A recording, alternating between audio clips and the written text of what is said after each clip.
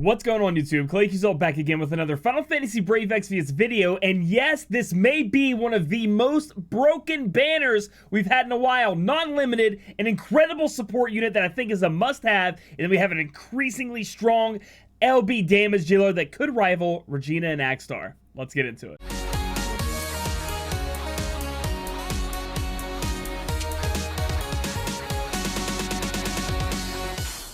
First up, we're going to be talking about Esther, which is going to be a physical damage dealer, a little bit of tanking, and mostly based off of her LB. Esther is going to be a 5-star base going up to 7-star. It's going to be a 2 5-star base banner, but after you get done hearing the review, I do believe you'll find there's no troll or no one of the two that you would be sad about getting, because they both bring us into the new damage dealing or support meta for the continued 7-star meta down the road. Looking at the TMR, we have Storm Kickers. Sorry about that. Attack 45 accessory with defense 10. We have Inner Limit, which is going to give us HP 20% and increase LB damage by 15%. And then we have Stormborn, which is only going to be happening if you put it on Esther. That's going to give lightning damage absorption, meaning that no damage is given to her with lightning damage. She's actually going to heal off of it, which is going to be important later on. As far as this TMR is concerned, you might be able to fit it in on other people that want to do LB damage, but with Esther, it fits perfectly, and we'll figure out why later. She has a ton of true double hand in her kit, so you don't really have to worry about getting that from accessories when it comes to your true double hand wielder in Esther. Storm Bunny Jacket is going to be our STMR, HP 800, attack 40, defense 10, a high attack stat there. We have Killer Instincts, which applies to anyone, so anyone can put this on and get mechanical and stone monster killers for magic and physical, which I think is incredible, along with giving you that HP stat and the high attack stat. It's going to be great on a lot of units anyway because of the killer abilities. And then we also have Exquisite Weaving, which is to Esther only, giving her HP 20% and attack 30%, a giant 30% on top of all of that. This STMR is great for Esther and pretty good to have in your back pocket if you end up having to go against any kind of stone or mechanical monsters. It's going to give you those machine killers. So I think it's a pretty good STMR and exceptional when it comes to Esther here, because we get those extra bonuses. Moving on down, we're going to go ahead and look at what Esther can do as a unit. The first thing we see here after we start looking at her build, or her abilities, excuse me, and her the way she works, is that she fills up her LB gauge all the time. Most of her abilities are putting up her LB, which is going to be her biggest damage dealing ability. We'll get into that in a minute.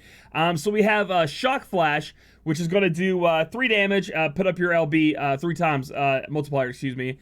With a 7 hit, doesn't really have a chaining family established to it yet. 4 to 6 LB goes to caster. Then we also have a break that can decrease attack and magic by 50% for 5 turns, while also putting up the LB gauge. Then we have another break that does defense and spirit by 50%, putting up the LB gauge here. We have shock reflex, lightning damage as an HP drain, and then we have another one that does more damage. So this is a way, maybe if you're down on life, if you need to heal up, it's good to have in the kit. I have found myself sometimes looking for that on units to try to survive, or some kind of MP drain. This is an HP drain there if you need it. Next up, we have charge protection. This is where it gets kind of a little weird. Chance to protect all allies from physical damage 50% of the time, with a damage mitigation of 50 to 70% for 1 turn, increases defense by 150% for 1 turn to caster. Now, while I don't see myself using this too often, having this in her kit could be very cool if somehow you could build her into a way of being like an evade tank, I guess, too. But the problem is only being able to cover 50% of the time could be troublesome. So I don't know how often I'm going to be using that ability. Possibly if there's lightning physical damage, because remember, because if she has her TMR equipped, which we will have that, she'll be able to take that lightning hit, and it's only for 1 turn, 50% of the time, it'll proc, and then, save your team, I guess. Then she has another ability, lightning physical damage 2.8 times with ignore defense 50% to 1 enemy. Add lightning elemental to physical attacks for 5 turns to caster. Fill that LB gauge by 15. So this is an imbue that she has right off the bat. Not the biggest multipliers in the world, not the greatest thing ever. Also doesn't seem like it has an attached super chaining family with it, but it is a way to imbue and fill up your LB gauge if you need to. Moving on down, we have physical damage 4.3 times to 1 enemy, restore HP 2,500, MP 65 to caster, Increase LB gauge by 10 to caster, and that's absolute mirror of equity or AT chaining. That's incredible. So that gives us the chance to, if we're running low on MP, we can do a little bit of damage. We can still chain it up. We can heal a little bit. We also get our LB up, and that way we can recover our MP if needed, because we can triple cast a lot with this unit.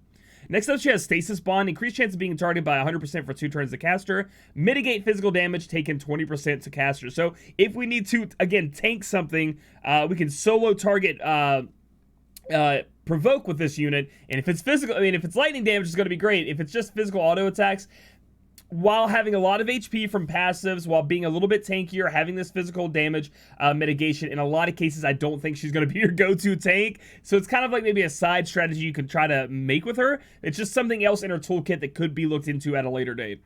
Another ability she has here, physical damage 3.5 times with ignore defense 50%. Decrease lightning resist by 75%. This is all at 6-star, by the way. Decrease lightning resist by 75% for 3 turns to one enemy. Increase LB gauge 15 to caster. So that's going to be your Imperil. So we have our Imbue for lightning. We have our Imperil for lightning. And if we go ahead and filter this to electric charge, it's going to allow us to use all these abilities twice in a turn. So if we want to break attack, magic, defense, and spirit, we can do that with her. If we only need to break defense and spirit, boom, break the defense and spirit, and then imbue your weapon. Or you could imbue your weapon and Imperil on the same turn. You can do all of these things. Her taking abilities aren't something you can do. And then I guess they were like, Shock Flash, nobody wants to mess with that, so we're just going to put it on the side. I'm not really sure on that. But that is incredible as a 6-star unit. I think that's absolutely strong.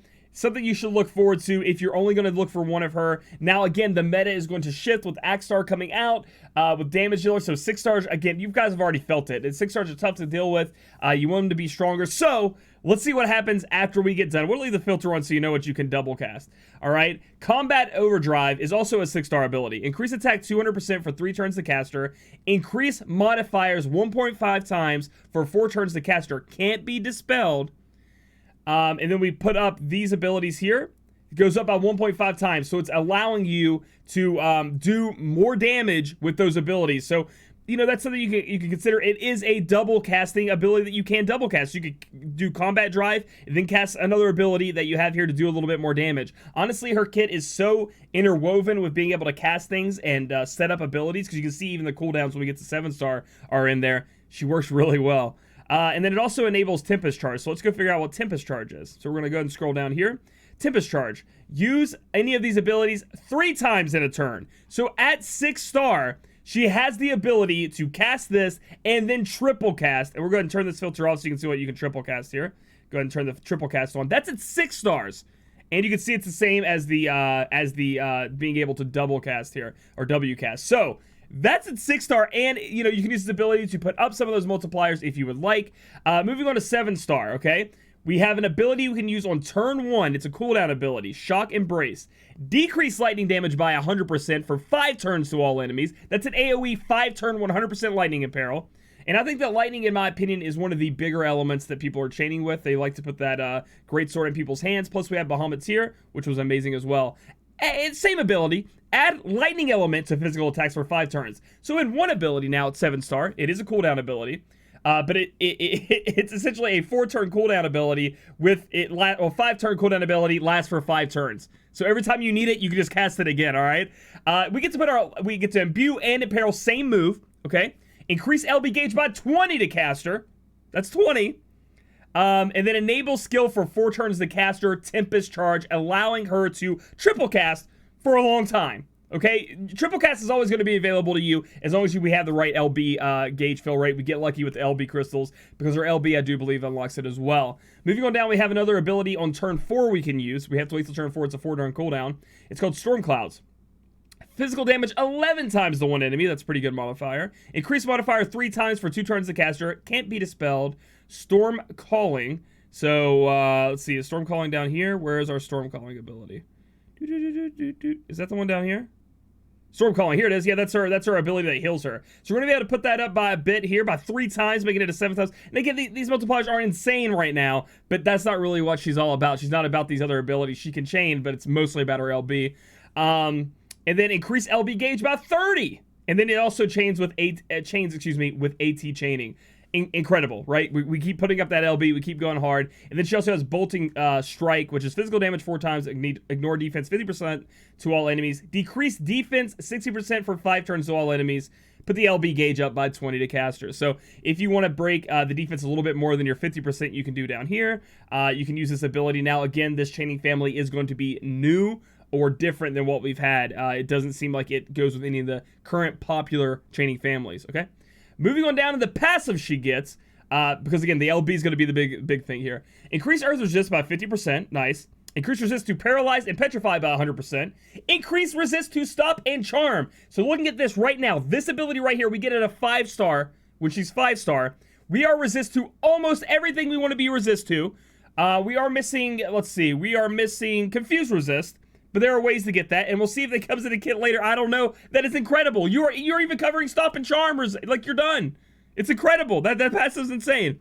Increase defense and HP 20%. Increase physical damage against machines and stone monsters by 100%. So if we happen to get her STMR, it'll be 150% for both monsters and stone, or monsters, mechanical and stone monsters. That's great. We have some more attack up here. Chance to ignore fatal damage 80% when HP is above 10%. I mean, that's great. We all know about this. We all know the times when, at least for me, when Sora or 2B or somebody would survive with 1 HP. And this is an 80% chance, and she can be as low as 10% when she gets hit at the beginning and still survive that. Love having that on my damage dealing units. This is kind of goes into her tank kit a little bit. We see Barrage meta coming back. Chance to counter physical attacks 40%, excuse me, with static barrage, and that goes for physical and magical. If we go down and look at this, it's going to be physical damage 2.5 times with consecutive use increases up to 4 times to one enemy. Decrease attack, defense, magic, and spirit by 50%. And then actually divine runation chains, which is kind of crazy. So I guess if you have 2 of them on your squad and you're chaining with them and they both get hit and they both counter with static barrage, they're going to chain, which is kind of interesting for the arena too. But yeah, kind of crazy. Our first hint at what she's going to be, which is going to be a true double hand wielder, is right here. Increase equipment attack 100% when single wielding any weapon. So it's 100% true double hand already. Moving on down, increase attack, defense, HP, and MP by 20%. Increase physical evasion. So here you go. Here's your first look into doing that kind of weird tank build. You already have 30% in the kit innately that can help you with that if you want to do that weird tank build, if you wanted to have some way of, you know, using the maybe single target provoking. Maybe this allows you, if you're going to magic cover tank, to have a single target provoke tank in her if you build her right. It sounds interesting, especially with the fact that if you guys have the accessory Protec, I think is what it's called. The why can't I remember his name? Rico's TMR, it gives you a little bit of attack there too, so that's going to be great. Recover HP, MP 7% per turn, higher than most, but she's going to be triple casting a lot, or casting her LB like every other turn. And then auto cast static shift every turn. So we look down at static shift. So this is just going to happen when she's 6-star. Lightning fixed damage 500 to casters. So every turn, she's going to be hit by a lightning fixed damage 500. So you might think, well, that's bad, right? Like, oh no, I'm losing HP. You're actually gaining 500 HP every time you do this. If it works out the way I think it's going to, because she absorbs lightning damage. So, yeah, so she's going to, as long as you have her TMR on, right? So you have her TMR on, which you're going to have it on. Every turn she just gains 500 HP. I guess this is, I don't know why this is, I guess it's to give her some HP revive and force you to have the TMR, I guess. I don't know. Increase attack 20%, excuse me. Increase attack and defense 40% when equipped with clothes. So we want to put a pair of clothes on her. Requirement TMR equipped, but we're going to have that. Attack and HP 30%. She actually has a lot of HP as well. Increase LB gauge fill rate 100%. Cool. Increase LB damage 30%. Awesome. And also increase attack 100% when single wielding one-handed weapons. Well, hold up. That's 200% already. That's 200% in her kit on her own. Okay. Increase MP 20%, we're going to need that MP. Increase attack and HP 30%, more attack and HP up. Increase attack 60% when equipped with a greatsword, so we want to put a greatsword in her hand. Upgrades LB, and we're going to need that, you'll see that in a minute. That's just at 120, so you're going to want to level her to 120. Increase equipment attack by 50% when single wielding any weapon. And then we also have another 50% physical damage against mechanical and stone monsters. So that's 150% passively, plus if you get the STMR. Jeez Louise, dude. Moving on down again, we do have passives, which include every turn you're getting lightning damage to yourself, but if you have the TMR equipped, healing, the passive ability to counter with this Divine Ruination chaining, and then we also have the ability to triple cast, which is enabled on her. So we're going to go ahead and roll down to the upgraded, because you are going to be going for the upgraded LB by putting that TMR on. Let's take a look at it. It costs 60 crystals to fill up. Very high cost, right? That's extremely high cost for an LB, but every one of her moves puts it up by like, lowest I've seen is like 10, highest I've seen is like 30. Said you could double triple cast these abilities. She's casted it every other turn. Plus she has LB fill rate up. Plus you could build her to have LB fill rate up. It's crazy. Physical damage 15.9 times with ignore defense 50%. So it's essentially like 32 times multiplier, and that's without you adding in all of the LB damage up. Maybe you'd get from a Squall TMR or the newest TMR from the Crimson Banner, that 4-star Kianos. That is going to add into this and do so much damage. But let's continue reading that LB, all right, shall we? Enable skill for 3 turns to caster Tempest Charge. That's going to be triple cast. Bada bing, bada boom. You're always going to have triple cast up. Increase LB damage 200% for 3 turns to caster. So not only are you doing a lot of damage your first cast, your second cast of your LB will literally destroy everything, okay? And then we have a little caveat right here. Increase attack 300% to caster for 3 turns. So you're going to have a 300% buff, in my opinion, all the time. You're going to have this LB cast at least every 3 turns, which just happens every 3 turns. Then we have something else that happens. Auto cast next turn. Lightning fixed damage, 1500 to caster. So again, I don't know if I'm assuming because it's lightning damage, they're not trying to do some weird thing where it's like, oh, we're still going to make that happen to you. It should just heal you. So the next turn, we're going to get lightning fixed damage to caster 1500 plus 500 from her passive that we saw up top. That should be 2000 HP heal. That's the way it should work. That's the way I envision it working. And by the way, it does chain. It's a 30 hit chain, big chain, so you can throw a little finisher in there if you want to. And it's aerial ray. That is incredible. That is absolutely bonkers. You're going to want to be chaining with a friend unit. However, looking at her other skills, remember, she can chain with a lot of the other damage dealing units. Sora, Axstar when they come out. Absolute Mirror of Equity is here in the chaining, so you can do that. But when it comes to the LB, this LB will literally melt so much. And I know your biggest question is going to be, how does she stack up to Axstar? Should I pull for her or Axstar? Okay, it's going to be tough, right? The damage is going to be there. If you have Squalls, okay, in my opinion, Esther is a much more simple, fun unit to use if you love casting LB. If you love using her, if you love just casting LBs and seeing big damage with shiny moves. Because essentially with Axstar, he has the ability to imperil, imbue himself, do some AT chaining, and then do his big LB as well. But then you have to follow that specific chain. He has a build up to be able to do that. Whereas Esther Sylvie, one turn, you use her abilities one turn, and she just goes. Somebody called her the Energizing Bunny. I saw somebody said that.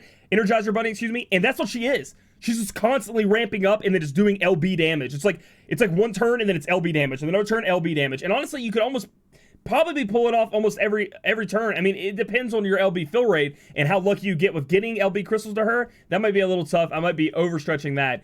But every other turn is definitely not, because the off turns you have, you just use the abilities, and she imperils 100%, and she imbues lightning on herself. While Bahamut's would be great for her because it does have lightning, and I do believe it has LB damage, right? So it helps her do more LB damage. Don't be worried about your Buster Swords out there from Kingdom Hearts, or the Clouds STMR as well. Remember, we want to put a great sword in her hand. I think Esther is strong enough for you guys to look at her as a damage dealing option as opposed to Axstar. You're going to have to decide that for yourself. We have Regina coming out as well, which is going to be more LB suited for that. But Esther is absolutely a unit that has everything you want in a kit and has the damage to back it up for the future meta. All right, if Esther wasn't enough for you, we have Sylvie, which I think is the stronger and one of the first in a long time must pulls for me when it comes to FFBE. Now, everything else I was like, hey, you can always save for future meta. Sylvie is broken. Broken.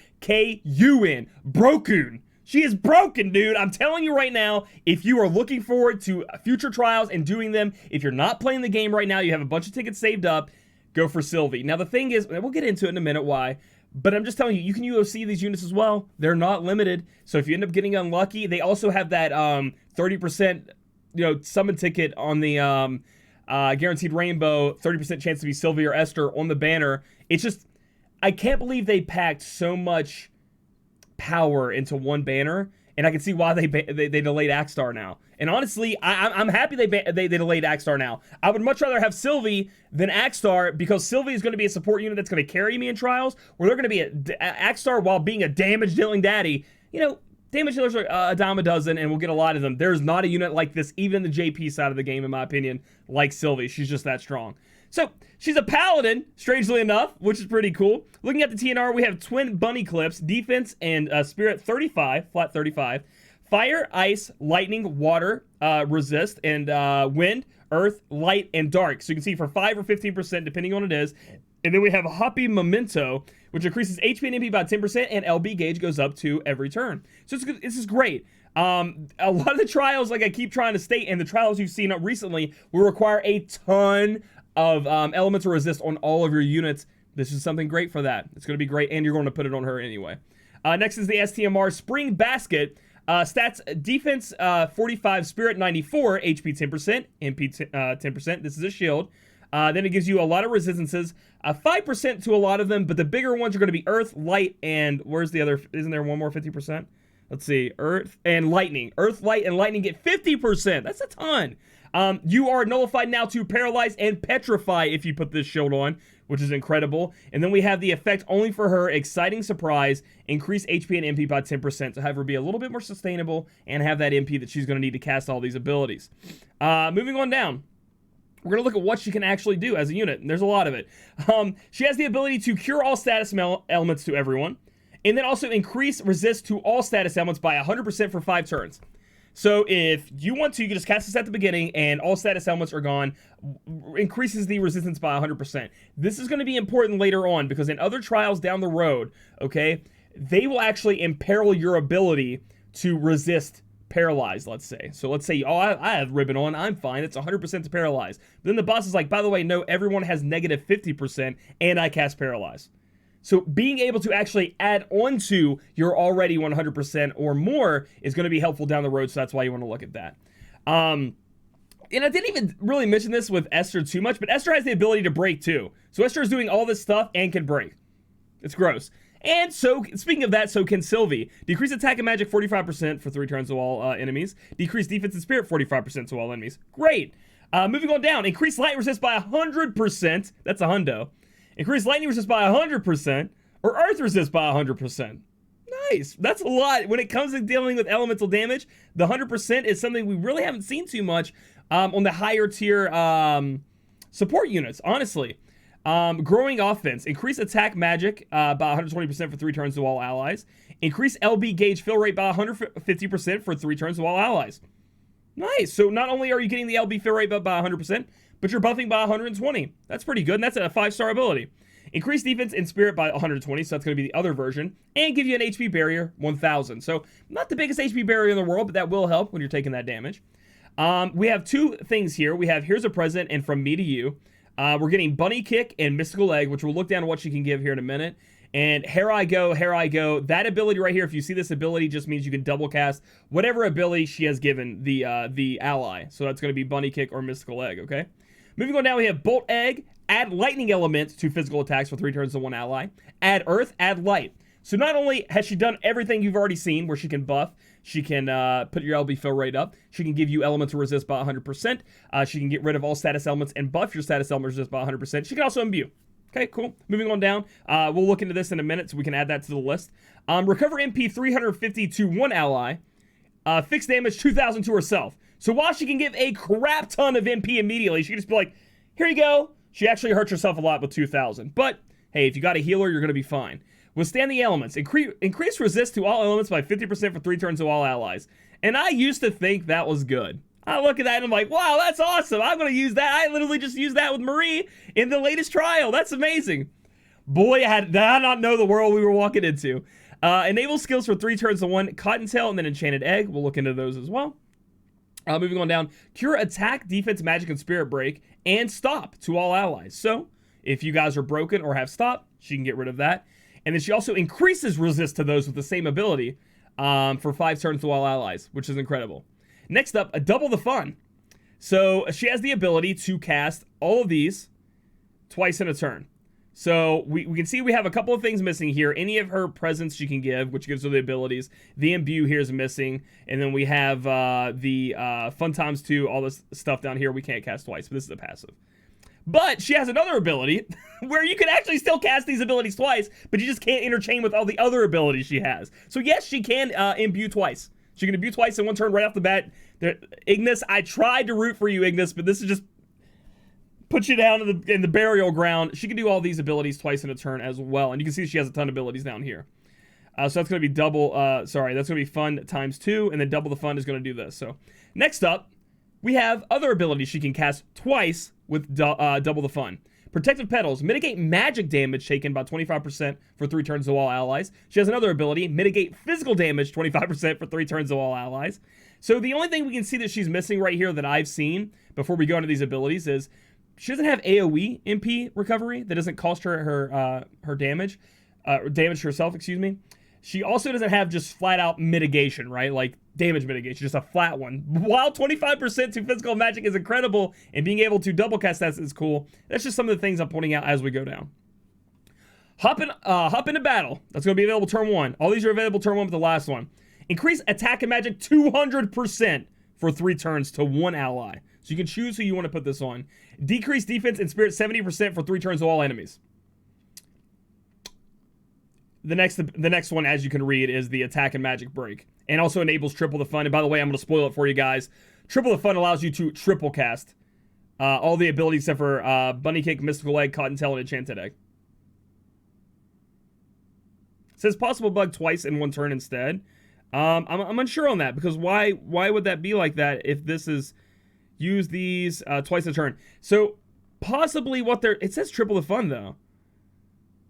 Maybe these are twice in a turn is what it means, because triple the fun, that's the name of the ability. It's got to be a 3 cast. There's got to be a triple cast. So I'm going to go with triple cast. If I'm wrong, I'm sorry. Make sure you guys look into that, because it says it could be a bug. But triple the fun just sounds like it's definitely going to be a triple cast. All right, so we have double the fun, triple the fun. They may be referring only to those abilities. So if you use these abilities, you are breaking by 70% defense and spirit or attack and magic, and enabling triple cast for you to use all of these different abilities that you see here. So we're going to go ahead and turn double the fun off, and we're going to turn triple the fun on, just so you can see all the abilities you guys can triple cast. Now, I think the bug they may be talking about, or the thing they're worried about with the data mine, is that remember, these abilities weren't included in the double the fun. It was fun times 2. So unsure on that, what that exactly means. We'll have to look into that afterwards. But it doesn't matter, because even if you can't cast those 3 times in a turn, the other abilities you can are insane, including all of her CD abilities, okay? So if you want to break, she's your breaker. She can actually be your breaker too, along with being your damage mitigator, your resistance person, your buffer, your break resistor, your stop resistor, your imbuer. I mean, the list goes on and on. But we haven't even gotten to the biggest part yet. She has a huge cooldown ability on turn 1. It's an 11 turn cooldown. Increase attack, defense, magic, and spirit break by 100% for 5 turns to all allies. Increase attack, defense, magic, spirit by 170% for 5 turns. 5 turns, 170%. That is massive that you can just do on demand turn 1. That is insane. Now, while it doesn't last the full 11 turn cooldown, we do have the ability again to either, buff up who we want to by 200% in break, or we do have the 120% buffs right here we could do in the meantime to kind of hold us over until that 11 turn cooldown comes back. Absolutely ridiculous. The one thing I really wish they had in FFBE, which isn't coming here, I'm not trying to I'm walking you into it, is some way to reduce cooldowns on skills. Now, I know that might take away some of the balancing things there, so it's kind of tough, but I think that'd be cool, like haste, like the ability to cast haste on a unit, and it puts their cooldowns down. I think that'd be cool, and a way to introduce haste into the game. Anyway, so ridiculous, right? And then it gives you the triple cast as well, so you're going to be triple casting with her quite a lot. And next up, she has a, it's only available to on turn 3. And it's called a Paladin's Duty, which I love the name of this ability. Fixed damage 3,000 to herself, recovers MP 120 to herself, heal 2,400 HP 9 times split over, 9 times multiplier, split over 3 turns to all allies, and MP refreshes. So if you just want to cast this, get that MP and HP refresh, you're good to go. In my opinion, you're going to be running this unit with a, dedicated healer anyway. So, but I mean, I guess in terms, if you don't really need that much healing, maybe this will cover it, but I think you're going to be running a dedicated healer out there to go along with her. So those are her abilities, and we haven't even gotten to the LB yet, which is insane, or some of these passives, which make her even stronger, okay? Moving on down, we have Knight in Shining Armor, increased defense 20%, increased resist to sleep and silence 100%. Nice. Increased spirit 20%, increased resist to confuse and petrify. Okay, so we're looking for paralyzed resist here. We don't have paralyzed resist. It seems like they always leave one out of the big three. So you're gonna have to find a way to do that. You know what? It might be in her. Yeah, there it is, paralyzed null. So if you get her spring basket and throw that shield on her, she's gonna have all the resistance that you really want. Recover 5% per turn. That's up to 7%, but whatever. Physical evade and magic evade. If you guys out there want to make her a tank, she is a paladin. I guess you could try it, but she has no way. I guess you'd have to put some kind of provoke on her. Increase HP 30%. Increase these stats when equipped with a light or heavy shield. Increase these stats when equipped with a heavy armor. Excuse me, heavy armor. She's a dude. Look at her. She's a paladin. Look at her, dude. Here she is. Little paladin can put on the heavy armor and take a big shield. That's what, dude. It's so cool. And then increase earth resist by 50%. Let's see. Let's put on the TMR here. Increase LB gauge fill rate 100%. Increase HP and MP 30%. Increase resist to all elements 20%, which is kind of insane. So we're getting a lot of elemental resist with this unit. Increase MP 20%. Absorb MP from enemy spells taken 100%. So autocast in Memory of Marion every turn. Increase resist to stop 100%. Increase defense, spirit, and HP at 10%. Absorb MP from enemy spells taken 100%. So if she gets hit by an ability, she will absorb the MP from what the enemy casts. That's kind of a new thing. Let's look at Memory of Marion real quick. Memory of Marion. Recover 20 MP to all allies. Every turn, she just gives 20 MP to all allies. If you get her to 120. That's pretty good. That passive is definitely great. I really want to see how this absorb MP from enemy spells taken works. I don't know if that means she has to be taken the absorb MP from enemy spells taken. Yeah, we're going to have to see how that exactly works. It's a little bit weird for me, but hey, we're doing something up here. So now I want to show you guys the ability she can hand out to people, right? So she has Bunny Kick and Mystical Egg. One's going to be magic damage, one's going to be physical damage. These are going to be the worst ones of these two down here. So you're probably never going to be using these. They're going to be using these because they have absolute Mirror of Equity chaining. So essentially, what she does is she gives any unit you want either magic or physical damage with absolute Mirror of Equity. Now, it's nothing crazy, but it's to help you chain if you would like, and gives them the ability to double cast that, which is going to be, here I go, use these abilities twice in a turn, which are going to be these four, right? So she does everything I just talked about, all this MP recovery as well. I mean, it's not massive MP recovery unless you use that single target one, but it does help. I can't believe it's every turn. That's incredible. And she does everything else I talked about, along with having a re-raise, Dispelga, Full Life, and a Libra, which is great. And now let's talk about this this LB real quick, because this LB right here is, on top of everything else I just told you, why she's going to be so good, okay? So you fill up her LB, no bunny left behind, right? Great pun. Cure attack, defense, magic, and spirit break, and stop to all allies. So we're going to get rid of all that. Increase resist to all elements by 100% for 4 turns. So once you use her LB, remember I was talking about that 50%? Cute, right? Cute.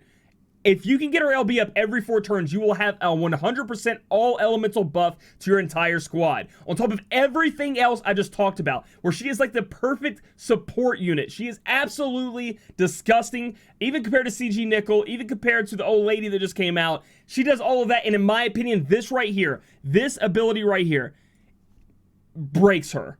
Okay, she is absolutely ridiculous. With all of the passives to elemental resist on herself, she's going to be extremely elemental resist tanky. I just can't believe they made a unit like this. There are so many trials out there, what they call elemental Tetris or etc., where you're going to need to have different kinds of elemental resist. There's a lot of trials out there where elemental resist are super important, and she breaks it for you. She makes it so much easier as long as you have LB fill rate on her to get that LB up, okay?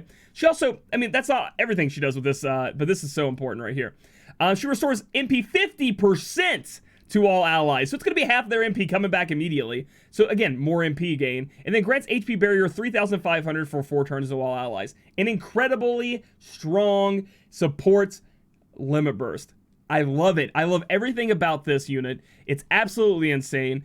I think it takes the place of almost every support unit that's out there right now anyway, and could be your breaker. And because I mean, 70% isn't nothing to it's a 6-turn cooldown. It's only going to be broken 70% for 3 turns, right? So while the breaks won't be up all the time, in some cases, you can get away with doing this, especially if you only need to break defense and spirit, right? You probably don't even need to bring a breaker. And in some cases, as long as you're okay, right, with only breaking 45%, if you can get away with that for like 3 turns and that doesn't kill you or it's not worried about, she could actually take the place of your breaker as well. She's triple casting all these abilities. She's imbuing, she's giving you damage mitigation. I could go on and on about how great this unit is. But overall, I do believe this is a must-get unit. It is going to help you guys so much with trials in the future. And if you don't get her, consider using UOC. All right, guys, time to wrap this video up. I know I've been talking about these units a lot. I haven't been more excited about an event in a long, long time, probably since Kingdom Hearts, to be honest. Now, I do get hyped about a lot of stuff, but don't let my overselling or my overhypedness of everything disguise this banner as me being overhyped. This banner is absolutely bonkers. On one hand, you have a damage dealer that has everything you want in a damage dealer kit and has damage that goes into the next meta and can compete with the next damage dealers, including Axstar in them, okay? So that's like the second choice in my opinion, because damage dealers are a lot. Your first choice is literally a support unit that can do everything you've wanted in a support unit and give you 100% elemental resist to help you with those future trials. Free to play, Dolphins, Whales, get these units. You have a great step up banner to be doing it with that 30% chance ticket. On top of the fact that if you need to and you really want Sylvie, if you're struggling in a trial, both of these units are UOC-able after 2 weeks. You're going to be able to get them. So overall, incredible banner. One of the best we've seen in a long time. I'm very happy about it. I am going to be pulling. So if you guys like this video, give it a thumbs up. Comment down below what you think of Sylvie. Do you think she's as broken as I do? Do you agree? And then subscribe for future content. We'll catch you guys in the next video.